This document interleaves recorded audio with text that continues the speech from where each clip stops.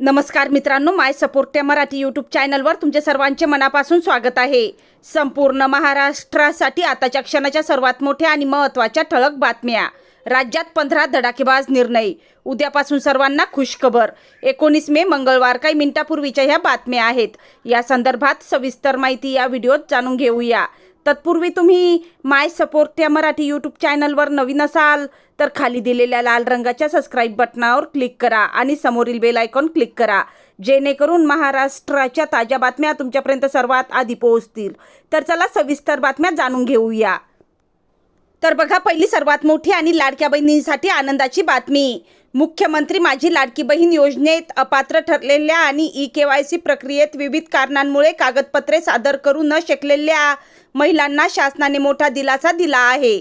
Online पडताळणी प्रक्रियेत अडथळे आलेल्या महिलांना आता थेट जिल्हा महिला व बालविकास विभागाच्या कार्यालयात आवश्यक कागदपत्रे सादर करण्याची परवानगी देण्यात आली आहे। त्यामुळे योजनेपासून वंचित राहिलेल्या लाखो महिलांमध्ये पुन्हा पात्र ठरण्याची आशा निर्माण झाली आहे।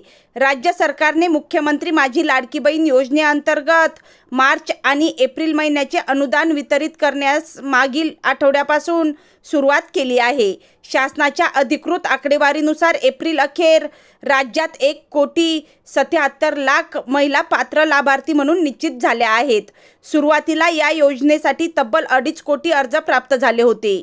गेल्या 1.5 वर्षापासून या अर्जाची विविध टप्प्यांमध्ये छाननी आणि पडताळणी सुरू होती। अर्जदारांचे उत्पन्न, कुटुंबातील सदस्यांची माहिती, शासकीय योजनांचा लाभ, आधार कार्ड, बँक खाते, रहिवासी पुरावे आणि इतर निकषांची सखोल तपासणी करण्यात आली आहे। त्यानंतरची सर्वात मोठी आणि सर्वांसाठी महत्त्वाची बातमी बघा। देशभरात सध्या नीट परीक्षा पेपर फुटी प्रकरणाने मोठी खळबळ उडून दिली आहे। या प्रकरणाचे धागेदोरे आता महाराष्ट्रात आणि विशेषतः लातूरमध्ये वेगाने पोहोचले आहेत। या प्रकरणात आता एक अत्यंत मोठी आणि खळबळजनक अपडेट समोर आली असून केंद्रीय अन्वेषण विभागाने म्हणजे CBIने लातूरमधील प्रसिद्ध RCC कोचिंग क्लासेसचे संचालक शिवराज मोठेगावकर यांना चौकशीनंतर ताब्यात घेतले आहे। मिळालेल्या माहितीनुसार CBIचे पथक गेल्या काही दिवसांपासून लातूरमध्ये ठाण मांडून होते। 3 दिवसांपूर्वी CBIने मोठेगावकर यांच्या शिकवणी वर्गाच्या कार्यालयावर छापा टाकून अनेक महत्त्वाची कागदपत्र जप्त केली होती। त्यानंतर रविवारी दुपारी 2 वाजल्यापासून शिवराज मोठेगावकर यांची कसून चौकशी सुरू होती। अखेर दीर्घ चौकशीनंतर CBIने ही मोठी कारवाई करत त्यांना ताब्यात घेतले आहे।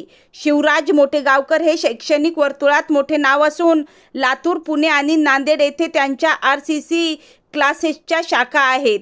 ज्या शिक्षकाने 2024 पेपर फुटीनंतर लाखो विद्यार्थ्यांचा आवाज बनून न्यायाची मागणी केली होती, तोच शिक्षक आज स्वतः पेपर फुटीच्या आरोपाखाली गजाआड गेल्याने शिक्षण क्षेत्रात प्रचंड खळबळ उडाली आहे। त्यानंतरची सर्वात मोठी आणि महत्त्वाची बातमी बघा। महाराष्ट्र पोलीस भरती प्रक्रियेसंबंधी मोठी बातमी समोर आली आहे। राज्यातील पोलीस शिपाई भरती प्रक्रियेतील रद्द करण्यात आलेली लेखी परीक्षा आता 24 मे रोजी घेण्यात येणार आहे। प्रश्नपत्रिकेतील अनेक प्रश्नावरून निर्माण झालेल्या वादानंतर प्रशासनाने ही परीक्षा पुन्हा घेण्याचा निर्णय घेतला आहे। 24 मे 2026 रोजी नव्याने लेखी परीक्षा घेतली जाणार असल्याची माहिती पोलीस दलातील वरिष्ठ सूत्रांनी दिली आहे। 2 मे 2026 रोजी आयोजित करण्यात आलेल्या लेखी परीक्षेत विचारण्यात आलेले प्रश्न हे एका खाजगी प्रकाशकाच्या पोलीस भरती प्रश्नपत्रिका सराव प्रश्नसंच 10 या पुस्तकातून घेतल्याचा आरोप करण्यात आला होता। मागील परीक्षेमध्ये 100 पैकी तब्बल 85 प्रश्न हे विविध प्रश्नसंचांमधून जसेच्या तसे घेतल्याचा आरोप करण्यात आला होता। त्यानंतरची सर्वात मोठी आणि महत्त्वाची बातमी बघा। सरकारी कर्मचाऱ्यांसाठी एक मोठी भेट म्हणून महाराष्ट्र सरकारने नोव्हेंबर 2025 ते जानेवारी 2026 पर्यंतची महागाई भत्त्याची थकबाकी मे महिन्याच्या पगारासोबत रोख स्वरूपात देण्याचा आदेश जारी केला आहे।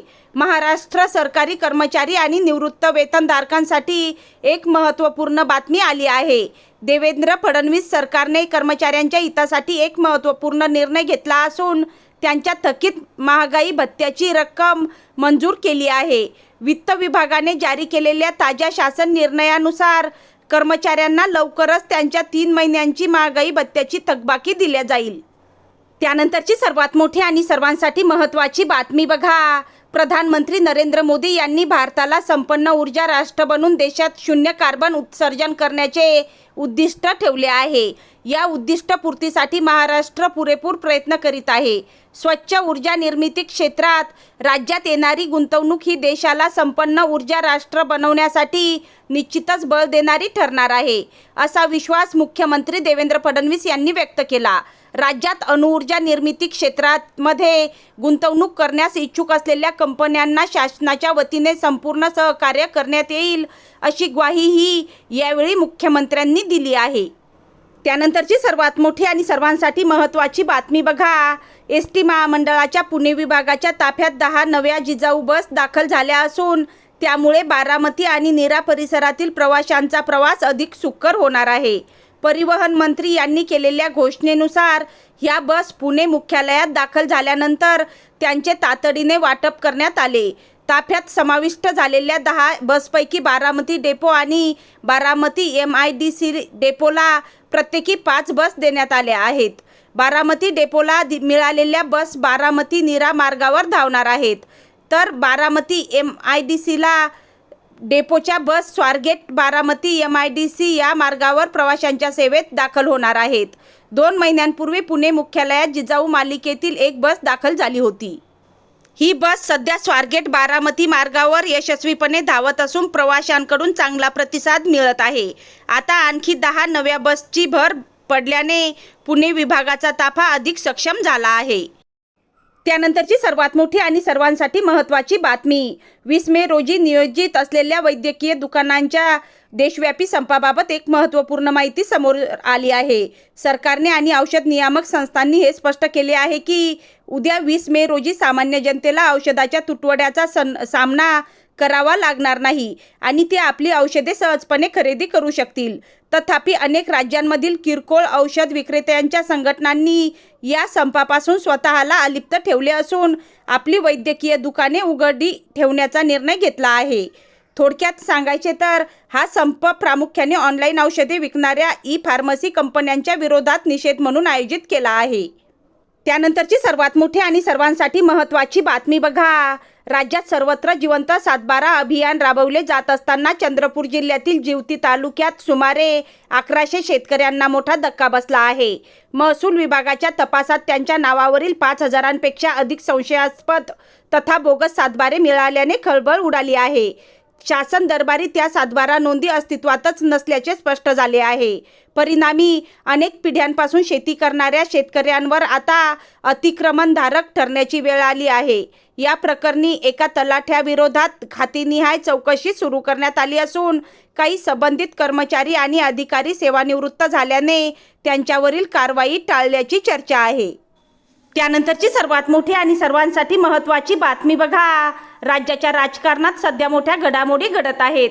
राष्ट्रवादीचे ज्येष्ठ नेते प्रफुल्ल पटेल आणि सुनील तटकरे यांनी काही दिवसांपूर्वी खासदार शरद पवार यांची भेट घेतली होती. त्यानंतर खासदार पार्थ पवार यांनी मुख्यमंत्री देवेंद्र फडणवीस यांची भेट घेतली होती. या भेटीनंतर सुनील तटकरे हे देखील फडणवीसांच्या भेटीला पोहोचले होते. आता राष्ट्रवादीचे नेते तथा मंत्री छगन भुजबळ यांनी 18 मे रोजीच्या रात्री फडणवीस यांची भेट घेतली आहे. या भेटीचे नेमके कारण काय होते असे विचारले जात होते. आता खुद्द भुजबळ यांनीच पत्रकार परिषदेत या भेटीमागचे कारण सांगितले आहे. त्यानंतर बघा, बँकेत काम करण्याची इच्छा असणाऱ्यांसाठी महत्त्वाची बातमी आहे. बँक ऑफ बडोदामध्ये सध्या भरती जाहीर करण्यात आली आहे. अप्रेंटिस पदासाठी भरती जाहीर करण्यात आली आहे. त्यामुळे जर तुमचे शिक्षण पूर्ण झाले असेल तर ही तुमच्यासाठी चांगली संधी आहे. बँक ऑफ बडोदातील या अप्रेंटिसशिप अंतर्गत 5000 पदे भरली जाणार आहेत. त्यामुळे तरुणांसाठी ही उत्तम संधी मानली जात आहे. तर ह्या होत्या आताच्या क्षणाच्या सर्वात मोठ्या आणि सर्वांसाठी महत्त्वाच्या ब्रेकिंग न्यूज. जय हिंद, जय भारत.